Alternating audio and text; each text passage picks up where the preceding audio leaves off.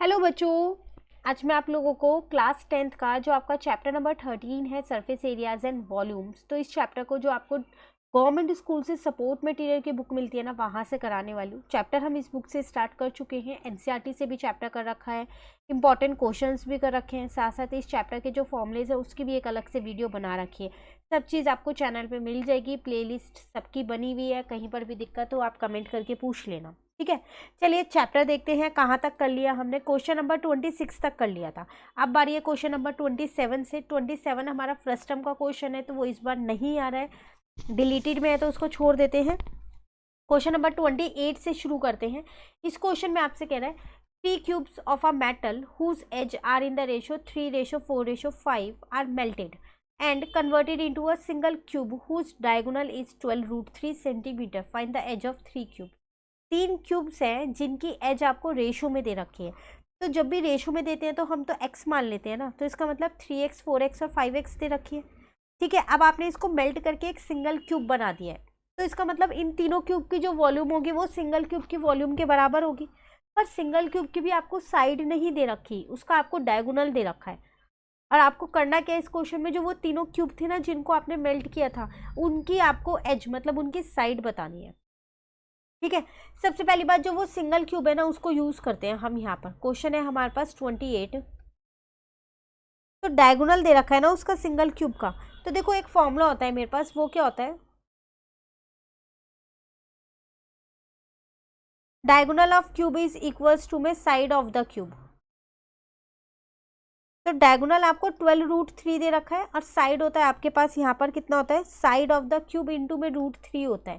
तो साइड मैंने a मान लिया, इंटू में √3 ऐसी है, √3 से √3 कट गया, a आ गया 12। इसका मतलब जो वो सिंगल क्यूब है ना उसकी साइड तो पता है मुझे अब। तो साइड ऑफ सिंगल क्यूब वो आ गई मेरे पास 12 सेंटीमीटर। अब इसका मतलब उन तीनों क्यूब की वॉल्यूम प्लस इसकी वॉल्यूम इक्वल होगी दोनों की, ठीक है। तो यहाँ लिखते हैं volume of 3 cubes is equals to में वॉल्यूम ऑफ सिंगल क्यूब, ठीक है। अब तीनों क्यूब की वॉल्यूम क्या होती है, साइड का क्यूब होता है ना वो। तो साइड आपको 3 4 और 5 दे रखी है, तो इसका मतलब 3x का क्यूब प्लस में 4x का क्यूब प्लस में 5x का क्यूब। अब वॉल्यूम ऑफ सिंगल क्यूब कितना हो जाएगा, 12 का क्यूब। तो ये हो जाएगा 3 3 जा 9, 3 जा 27 का होल क्यूब। यहाँ आ जाएगा 64x का होल क्यूब, यहाँ 125x का होल क्यूब, ये हो जाएगा 12 का क्यूब। इन तीनों को जब आप प्लस करने वाले हो तो 216x क्यूब आ जाएगा, यहाँ आ जाएगा 12 का क्यूब, ठीक है। ये होता है 6 का क्यूब, तो इसको मैंने पूरे पे ही क्यूब लगा दिया, ये कट गया। 6x इज इक्वल्स टू में 12 आ गया, x कितना आ जाएगा, 2 आ जाएगा। अब मैं तीनों क्यूब की साइड्स निकाल सकती हूँ, x निकल गया ना मेरा। तो बस एज ऑफ फर्स्ट क्यूब,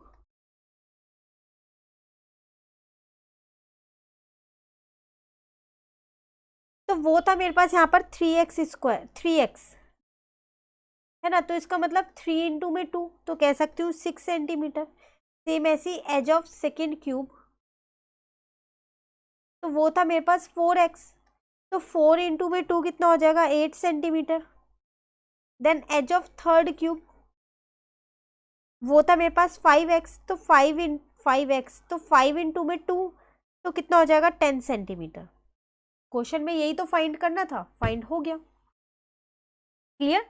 चलिए क्वेश्चन 29 में आपसे क्या कह रहे हैं, find the depth of a cylindrical tank of radius 10.5 centimetre if its capacity is equals to that of the rectangular tank of size 15 into 11 into 10.5 centimetre.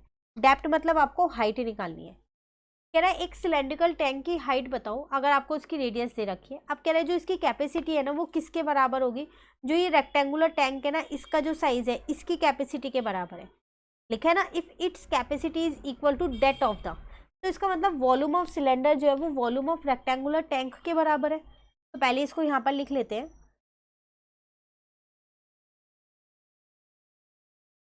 तो volume of tank किसके बराबर है, वॉल्यूम ऑफ रेक्टेंगुलर टैंक के। Capacity का मतलब volume है, यहाँ पर सिलेंड्रिकल है वो मैं लिख देती हूँ। ठीक है, तो ये होता है पाई आर स्क्वायर एच, यहाँ होता है आप पे L into B into H, pi की जगह 22/7, आर आपको क्वेश्चन में गिवन है यहाँ पर 10.5, एच तो आपको फाइंड करना है डेप्थ। अब एल बी और एच यहाँ गिवन है 15, 11 और 10.5, ये इससे कट हो जाएगा। ठीक है, यहाँ से पॉइंट हटाया, यहाँ 10 आ गया, तो 22 इंटू में 105 बचा, और यहाँ पर आ जाएगा 10 इंटू में 7 इंटू में 10 इंटू एच एच, ये 15 इंटू 11।